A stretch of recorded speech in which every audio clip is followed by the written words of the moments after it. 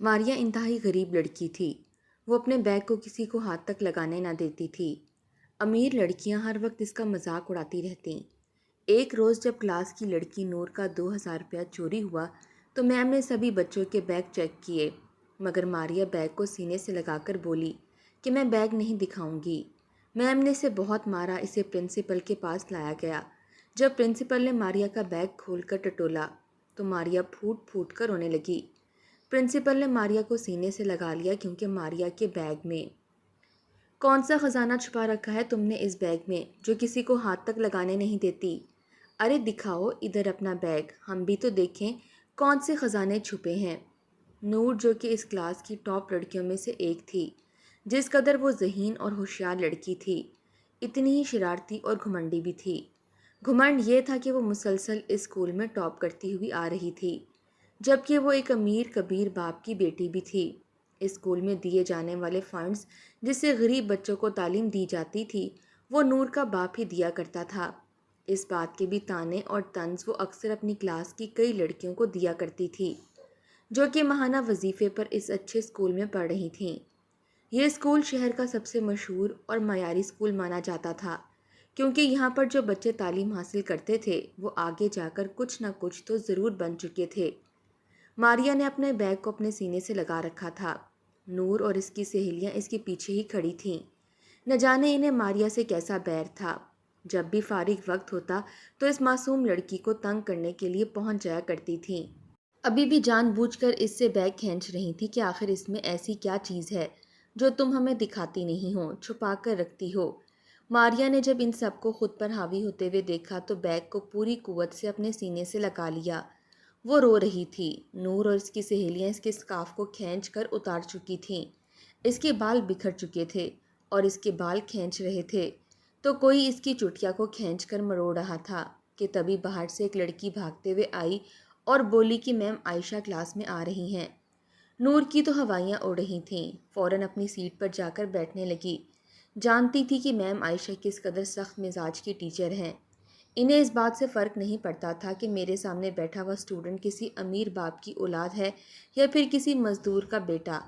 मारिया ने शुक्र के कलमात अदा किए थे। इसने जल्दी से अपने बैग को अपने सामने डेस्क पर रखा और अपना हुलिया दुरुस्त करने लगी।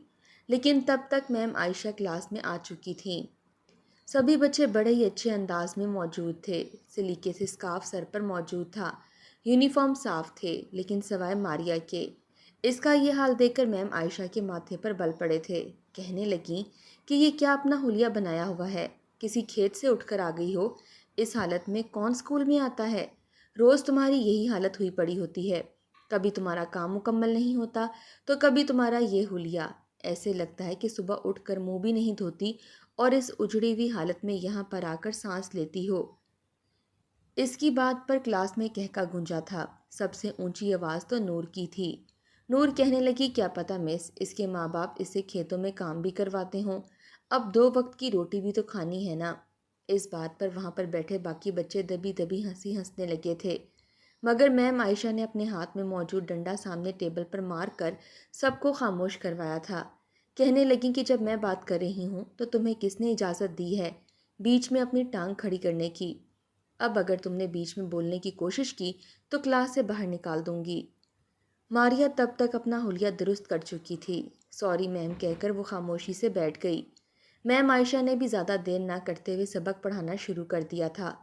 ये इंग्लिश का पीरियड था और वो इंग्लिश में बच्चों को लेक्चर दे रही थीं। भले ही मारिया गरीब ख़ानदान से ताल्लुक़ रखती थी, मगर वो स्कूल में पढ़ाई में A+ ग्रेड लेने वाले बच्चों में से थी। अभी भी वो अपने ध्यान में सामने वाइट बोर्ड पर लिखा हुआ काम अपनी कॉपी पर नोट कर रही थी कि जब क्लास में शोर उठा। नूर ने अपने बैग को खोला था ताकि बैग से पेंसिल निकाल सके, लेकिन उसी वक्त इसके अल्फाज ने सबको चौंका दिया था। क्लास में नूर की आवाज़ गूंजी कि मैम, मेरे बैग से तो पैसे चोरी हो गए हैं। मेरे पैसे कहाँ गए? किसने निकाले हैं मेरे बैग से पैसे? मैम आयशा का वाइट बोर्ड पर चलता हुआ हाथ रुका था। उन्होंने मार्कर बंद किया और वापस पलटकर नूर को देखने लगीं। कहने लगीं, क्या हुआ है नूर? नूर उठी और बड़ी परेशान हाल में कहने लगी कि मैम, मेरे बैग में 1,000 रुपया मौजूद था, न जाने वो किसने निकाल लिया। मैम आयशा कहने लगी कि ठीक से बैग में देखो, بیگ میں ہی موجود ہوں گے۔ بھلا تمہارے بیگ سے کس نے پیسے نکالنے ہیں، اور پھر تم اسکول میں اتنے پیسے لے کر ہی کیوں آئی ہو؟ اس پر نور بڑے ہی طنزیہ انداز میں کہنے لگی کہ آف کورس میں روز اس سے بھی زیادہ پیسے لاتی ہوں۔ لنچ ٹائم مجھے کچھ نہ کچھ اپنے اور اپنے فرینڈس کے لیے باہر سے منگوانا ہی ہوتا ہے، لیکن آج میں کیا کھاؤں گی؟ میرے پاس تو پیسے ہی نہیں ہیں، پتہ نہیں کس نے نکال لیے۔ میم عائشہ نے ایک ایک بچے کے چہرے کی جانب دیکھا اور پھر خود آ کر نور کا بیگ چیک کیا۔ سچ مچ اس میں پیسے موجود ہی نہ تھے۔ میم نے ایک بچے کو کہا کہ کلاس روم کا دروازہ بند کر دو، کوئی بھی اس کلاس روم میں داخل نہیں ہوگا۔ پہلی قطار میں موجود 4 بچیوں کے بیگ انہوں نے خود چیک کیے تھے، ایک ایک چیز چیک کی، مگر ان کے پاس پیسے موجود نہیں تھے۔ میم نے ان چاروں بچیوں کو کہا کہ وہ ایک ایک قطار میں جائیں اور جا کر سب کے بیگز کو چیک کریں، آخر پیسے کس نے چوری کیے ہیں۔ سبھی لڑکیاں اپنے بیگ چیک کروا رہی تھیں۔ لڑکیوں کی قطار میں بیگ چیک کیے جا رہے تھے کہ ابھی کلاس کی ایک جانب سے لڑکیوں کی تکرار کی آواز آنے لگی۔ یہ تکرار سن کر میم عائشہ نے پلٹ کر اس کونے میں دیکھا تھا جہاں پر 2 لڑکیاں کھڑی بیگ کو چھیننے کی کوشش کر رہی تھیں کہ ہمیں دکھاؤ۔ وہیں نور کے چہرے پر ایک طنزیہ مسکراہٹ تھی۔ دراصل نور کے پیسے تو گم ہوئے ہی نہ تھے، اس نے تو جان بوجھ کر یہ سارا پروپیگنڈا کھیلا تھا تاکہ اس بہانے ماریا کا بیگ چیک ہوگا اور حقیقت سامنے آ جائے گی کہ آخر اس کے بیگ میں ایسا کیا ہے جو وہ اپنے بیگ کو ہاتھ تک لگانے نہیں دیتی۔ میم عائشہ نے یہ شور سنا تو چلتی ہوئی وہاں پر ان کے پاس آ گئیں اور کہنے لگیں کہ کیا مسئلہ ہے، شور کیوں ہو رہا ہے؟ دونوں لڑکیاں کہنے لگیں کہ میم دیکھیں نا، آپ نے خود ہی کہا ہے کہ ہر کوئی اپنا بیگ چیک کروائے، مگر یہ ماریا ہمیں اپنا بیگ چیک کروا ہی نہیں رہی۔ میم عائشہ نے جب ماریا کو دیکھا تو سختی سے کہا کہ پوری کلاس نے اپنا بیگ چیک کروایا ہے، تمہیں کیا مسئلہ ہے؟ بیگ نکالو، سب کو دکھاؤ۔ مگر ماریا نے نفی میں سر ہلا دیا، کہنے لگی کہ نہیں، میں اپنا بیگ چیک نہیں کرواؤں گی۔ میم عائشہ نے جب یہ سنا تو اگلے ہی پل سختی سے کہنے لگیں کہ اچھا، اس کا مطلب تم نے ہی پیسے چوری کیے ہیں، تبھی چوری پکڑی نہ جائے اسی لیے تم اپنا بیگ چیک نہیں کروا رہی۔ جب یہ بات ماریا نے سنی تو اگلے ہی پل نفی میں سر ہلانے لگی، آنکھوں میں آئے آنسوؤں کو صاف کر کے کہنے لگی کہ نہیں میم، میں نے کوئی چوری نہیں کی، میں بتا رہی ہوں نا، بھلا مجھے کیا ضرورت ہے نور کے پیسے چوری کرنے کی؟ میں تو اس کے ڈیسک کے پاس پہ نہیں جاتی، نہ اس کے بیگ کو ہاتھ لگاتی ہوں، پلیز میرے بیگ کو چھوڑ دیں۔ نور بھی وہیں پر آ چکی تھی، کہنے لگی کہ مجھے اس پر پہلے ہی شک تھا، یقیناً اسی نے ہی یہ گندا کام کیا ہے۔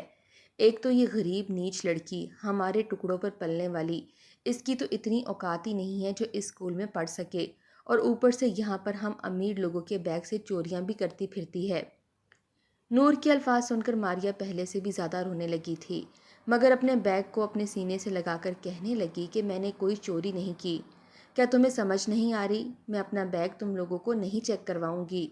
میم عائشہ نے جب یہ دیکھا تو بجائے نور کو منع کرنے کے وہ ماریا کے منہ پر ایک زناٹے دار تھپڑ لگا چکی تھیں، کہنے لگیں کہ ایک تو چوری کرتی ہو، اوپر سے زبان بھی چلاتی ہو، دکھاؤ اپنا بیگ مجھے، ورنہ میں تمہارا بہت برا حشر کر دوں گی۔ میم عائشہ بڑی جاہلانہ انداز میں بول رہی تھیں، کسی ٹیچر کو یوں بچوں کے ساتھ بولنا زیب نہیں دیتا، جیسا کہ اس وقت میم عائشہ اپنے اسٹوڈنٹ سے بات کر رہی تھیں۔ مگر ماریا کہنے لگی کہ کچھ بھی ہو جائے، میں اپنا بیگ کسی بھی حال میں آپ کو نہیں دکھا سکتی۔ شور کی آواز کلاس روم سے باہر تک جا رہی تھی۔ وہاں پر کلاس میں 5-6 مزید ایسے بچے موجود تھے جو کہ متوسط طبقے سے تعلق رکھتے تھے اور وظیفے پر ہی یہاں پر پڑھ رہے تھے۔ جب انہوں نے معاملے کو ہاتھ سے نکلتا دیکھا اور ماریا کو میم سے مار کھاتے دیکھا تو ان سے رہا نہ گیا۔ وہ بڑے ہی دھیان سے کلاس سے باہر نکل گئیں اور جا کر اسکول کی پرنسپل کو خبر کر دیا۔ جیسے اسکول کی پرنسپل تک یہ خبر پہنچی تو کچھ دیر بعد وہاں پر وائس پرنسپل مس بشرا آ چکی تھیں۔ میڈم بشرا نے دروازہ کھولا تو سامنے کا منظر دیکھ کر ان کے ماتھے پر بل پڑ چکے تھے۔ ان کی چنگھاڑتی ہوئی آواز نے میم عائشہ کے تو طوطے ہوا میں اڑا دیے تھے۔ وہ بڑے سخت لہجے میں کہنے لگیں کہ یہاں پر کیا ہو رہا ہے؟ آج سے پہلے کسی نے بھی میڈم بشرا کو اس قدر غصے میں نہیں دیکھا تھا، لیکن میم عائشہ اس سے پہلے کہ اپنی صفائی میں کچھ بولتیں اور ماریا کے بارے میں وہاں پر سب کچھ بتاتیں، ہاتھ اٹھا کر میڈم بشرا نے سب کو خاموش کروا دیا، کہنے لگیں کہ اس بچی کو لے کر میرے آفس میں آئیں۔ سب کو سانپ سونگھ چکا تھا۔ میم عائشہ نے ماریا اور نور کو اپنے ساتھ لیا اور پرنسپل کے آفس میں چلی گئیں۔ میڈم بشرا سامنے ہی بیٹھی تھیں۔ سب سے پہلے تو نور کو بلایا گیا اور اس سے پوچھا گیا۔ نور نے وہی رٹی رٹائی کہانی بتائی کہ میرے بیگ سے پیسے ماریہ نے چرا لیے ہیں۔ میڈم بشرا بڑی ہی نرم گو اور دھیمی لہجے میں بات کرنے والی خاتون تھیں۔ کہنے لگی کہ تم اتنے یقین سے کیسے کہہ سکتی ہو؟ تمہارے پیسے ماریہ نے چرائے ہیں۔ اس بات پر نور کہنے لگی کیونکہ اس نے اپنا بیگ ہمیں چیک نہیں کروایا، یہاں تک کہ میم عائشہ نے اسے تھپڑ بھی مارا ہے، پھر بھی اس نے اپنا بیگ دکھانے سے انکار کر دیا۔ اس کا یہی مطلب ہے کہ آج تک اسکول میں جتنی بھی چوریاں ہوئی ہیں وہ سب ماریہ نے ہی کی ہیں۔ یہ سب کچھ سن کر میڈم بشرا نے نور کو وہاں سے واپس بھیج دیا تھا۔ نور تو وہاں سے چلی گئی لیکن میم عائشہ وہیں پر موجود تھیں۔ پھر انہوں نے اپنے آفس میں ماریہ کو بلایا۔ ماریہ ڈری سسکتی ہوئی آفس میں داخل ہوئی تھی۔ اس نے ابھی تک اپنے بیگ کو ہی سینے سے لگا رکھا تھا۔ اس کے بال بکھر چکے تھے۔ چہرے پر میم عائشہ کی انگلیوں کے پورے نشان موجود تھے۔ ایک تو اس کی سفید رنگت، اوپر سے انگلیوں کے نشان واضح دکھائی دیتے تھے۔ یوں بچے کے چہرے پر تشدد دیکھ کر میڈم بشرا نے بڑے ہی غصے سے میم عائشہ کو دیکھا تھا۔ پھر میم عائشہ کو بھی اپنے سامنے موجود کرسی پر بیٹھنے کو کہا اور ماریہ کو بھی کہا کہ یہاں پر میرے پاس بیٹھو۔ ماریہ ڈرتے ڈرتے سامنے بیٹھ چکی تھی۔ پھر ماریہ سے پوچھنے لگیں کہ بتاؤ کیا ماجرا ہے۔ اس پر ماریہ پھوٹ پھوٹ کر رونے لگی۔ پھر روتے ہوئے کہنے لگی کہ نور میرے ساتھ بہت برا سلوک کرتی ہے، مجھے غریب ہونے کے طعنے دیتی ہے اور اپنی سہیلیوں کے ساتھ مل کر ہم سبھی غریب لڑکیوں کا بہت مذاق اڑاتی ہے۔ ابھی بھی وہ صبح سے میرا بیگ چھیننے کی کوشش کر رہی تھی۔ جب میں نے اسے دکھانے سے انکار کیا تو اس نے مجھ پر چوری کا الزام لگا دیا۔ اتنا سننے کے بعد میڈم بشرا نے ایک نظر ماریہ کو دیکھا اور پھر کہنے لگیں کہ ان سب معاملات پر میں نور سے بات کروں گی، لیکن تم اپنا بیگ مس عائشہ کو چیک کروا دیتی۔ جب پوری کلاس نے اپنا بیگ چیک کروا دیے ہیں تو تم اپنا بیگ ان سب کو چیک کیوں نہیں کروا رہی تھی؟ اگر تم اپنا بیگ چیک کروا دیتی تو تم شک کے دائرے سے نکل جاتی۔ جب تم اپنا بیگ ہی چیک نہیں کروا رہی تھی تو سب کو یہی لگے گا کہ تم نے ہی چوری کی ہے بیٹا۔ جب اس طرح کی باتیں ماریہ نے سنی تو وہ سر جھکا چکی تھی۔ بڑے ہی پیار سے میڈم بشرا اٹھ کر اس کے پاس آئیں اور کہنے لگیں کہ مجھے اپنا بیگ دکھاؤ۔ ماریہ نے پہلے تو نفی میں سر ہلایا لیکن پھر کہنے لگی کہ آپ کسی کو بتائیں گی تو نہیں؟ میڈم بشرا نے بڑے ہی پیار سے ماریہ کے سر پر ہاتھ پھیرا، کہنے لگیں کہ نہیں تو مجھے دکھاؤ اس بیگ میں ہے کیا۔ میڈم بشرا کے کہنے پر ماریہ نے ڈرتے ڈرتے ایک نظر میم عائشہ پر ڈالی اور پھر وہ بیگ میڈم بشرا کے حوالے کر دیا۔ جیسے ہی وہ بیگ ان کے حوالے ہوا تو وہ کھول کر دیکھنے لگیں۔ جیسے جیسے وہ بیگ کو ٹٹول رہی تھیں ان کی آنکھیں حیرت سے پھیلتی چلی گئیں۔ اگلے ہی پل ان کی آنکھوں سے موٹے موٹے آنسو جاری ہو چکے تھے۔ میڈم بشرا رونے لگی تھیں، بیگ کو اپنے پاس رکھا اور پھر روتے ہوئے انہوں نے ماریہ کو اپنے گلے سے لگا لیا۔ میم عائشہ ابھی بھی حیران سی کھڑی یہ منظر دیکھ رہی تھیں۔ آخر کیا تھا ماریہ کے بیگ میں جسے دیکھ کر وہ اس قدر رونے لگی تھیں؟ جب میڈم بشرا نے ماریہ کا بیگ کھول کر دیکھا تو بیگ میں کتابوں کے ساتھ ساتھ ایک جانب کو کچھ سوکھے ہوئے نان کے ٹکڑے موجود تھے۔ اسی کے ساتھ ہی کچھ کھائے ہوئے اور آدھے چھوڑے ہوئے چکن پیس تھے، ساتھ ہی کباب کے چھوٹے ٹکڑے تھے، آدھا کھایا برگر تھا، شاورمے کا پیکٹ تھا، ایک شاپر میں چاول تھے، کچھ رائتے سے مکس تھے۔ یہ چھوٹی چھوٹی چیزیں بیگ میں پڑی تھیں۔ یہ سب دیکھ کر کہیں نہ کچھ میڈم بشرا سمجھ چکی تھیں کہ آخر ماجرا کیا ہے۔ یہ سب کچھ دیکھ کر ان سے رہا نہ گیا تو ماریہ کو اپنے سینے سے لگا لیا، روتے ہوئے اپنے پاس بٹھاتے ہوئے کہنے لگیں کہ یہ سب کچھ کیا ہے، مجھے مکمل بات بتاؤ۔ میم عائشہ مزید تجسس میں نہ رہ سکیں، اٹھ کر بیگ کے پاس آئیں اور اس بیگ کو کھول کر دیکھنے لگیں۔ بیگ میں موجود یہ چیزیں دیکھ کر وہ بھی ہڑبڑا سی گئی تھیں۔ اس بیگ میں پیسے تو موجود نہ تھے، البتہ یہ کھانا موجود تھا۔ میم عائشہ کو کچھ سمجھ نہیں آ رہی تھی کہ آخر اصل ماجرا کیا ہے۔ وہ حیرت سے ماریہ کا چہرہ دیکھ رہی تھیں۔ تبھی میڈم بشرا ماریہ سے کہنے لگیں کہ بیٹا یہ سب کچھ کیا ہے؟ کیا تم یہ سب کچھ سب سے چھپا رہی تھی؟ ماریہ رونے لگی، روتے ہوئے کہنے لگی کہ میڈم میں نہیں چاہتی تھی کہ یہاں پر میرا مذاق بنتا۔ میرے کلاس کے بچے ویسے ہی مجھے بہت تنگ کرتے ہیں، میرے بارے میں طرح طرح کی باتیں کرتے ہیں۔ اگر میرا بیگ ان کے سامنے کھل جاتا اور وہ میرے بیگ میں اس طرح کی چیزیں دیکھ لیتے تو میرا تو یہاں پر جینا مشکل ہو جاتا۔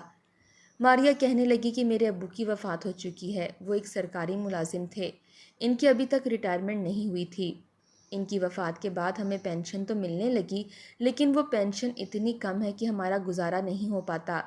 میری امی دل کی مریضہ ہیں، جب تک دوائیاں نہ کھا لیں ان کی طبیعت ہی ٹھیک نہیں ہوتی۔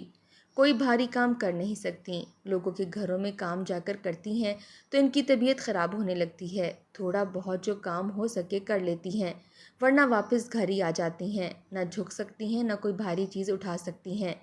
ان کی تو اب دوائیاں بھی ختم ہو چکی ہیں۔ مجھ سے چھوٹے میرے 4 بہن بھائی اور ہیں، وہ تو چھوٹے ہیں، کوئی کام کر نہیں سکتے، سب کو بھوکا بھی نہیں دیکھ سکتے۔ ایک روز ہمارے گھر میں چولہا نہ جلا، جو بھی باسی کھانا تھوڑی بہت روٹی پڑی تھی وہ اماں نے چھوٹے بہن بھائیوں کو کھلا دی۔ میرا یہاں پر وظیفہ لگا تھا تبھی میں یہاں پر پڑھنے آتی ہوں۔ میرا یہ خواب ہے کہ بڑی ہو کر اپنے قدموں پر کھڑی ہوں گی، اتنا کماؤں گی کہ میرے امی اور میرے چھوٹے بہن بھائی پیٹ بھر کر کھانا کھا لیں، انہیں کبھی کسی کے سامنے ہاتھ نہ پھیلانا پڑے۔ 2 دن سے میں بھوکی تھی، پانی پی کر ہی گزارا کر رہی تھی۔ آس پڑوس والے بھی ہماری مدد کرنے کو تیار نہیں ہیں، کہتے ہیں ہمارے بھی حالات تم لوگوں کے سامنے ہیں، ہم آخر کہاں سے تم لوگوں کی مدد کریں گے؟ اگر تم لوگوں کی مدد کریں گے تو ہم اپنے خرچے کیسے اٹھائیں گے؟ یوں ہم نے لوگوں سے کچھ کہنا ہی چھوڑ دیا۔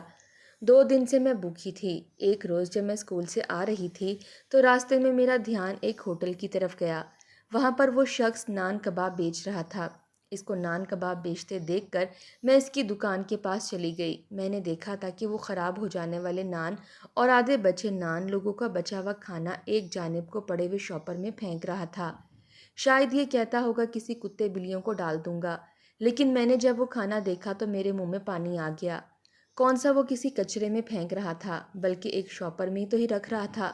میں دھیرے سے چلتی ہوئی اس کے پاس گئی اور جا کر کہا کہ کیا یہ کھانا میں لے لوں؟